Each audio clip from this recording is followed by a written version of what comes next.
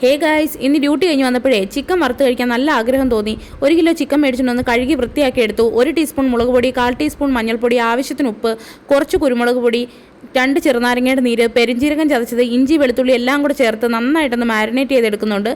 ഏകദേശം ഒരു 2 മണിക്കൂറോളം ഞാനിത് റെസ്റ്റ് ചെയ്യാൻ വേണ്ടിയിട്ട് വെക്കുന്നുണ്ട്. ആ സമയം കൊണ്ട് ഞാൻ എൻ്റെ ബാക്കി ജോലിയെല്ലാം തീർത്തു. അപ്പോൾ 2 മണിക്കൂർ കഴിഞ്ഞപ്പോൾ ഇനി ചിക്കൻ വറുത്തെടുക്കാൻ പോവുകയാണ്.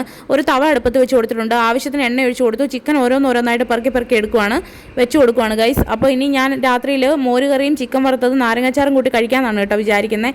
അപ്പോൾ ചിക്കനെല്ലാം ഏകദേശം പെറുക്കി വെച്ച് കൊടുത്തിട്ടുണ്ട്. ഇനി ഒന്ന് ലോ ഫയറിലിട്ട് നന്നായിട്ടൊന്ന് വേവിച്ചെടുക്കാം. കുറച്ച് കറിവേപ്പിലേക്ക് അതിന് മണ്ടക്കിട്ട് കൊടുത്തിട്ടുണ്ട്. ഗാർണിഷ് ചെയ്യാൻ വേണ്ടിയിട്ട് കുറച്ച് സവാള, ബാക്കിയുള്ള ഐറ്റംസ് എല്ലാം ഞാൻ കട്ട് ചെയ്തെടുക്കുന്നുണ്ട്. അപ്പോൾ എല്ലാം റെഡി ആയിട്ടുണ്ട്. ഇനി ഞാനൊന്ന് കഴിച്ച് നോക്കുവാണ് ഗൈസ്.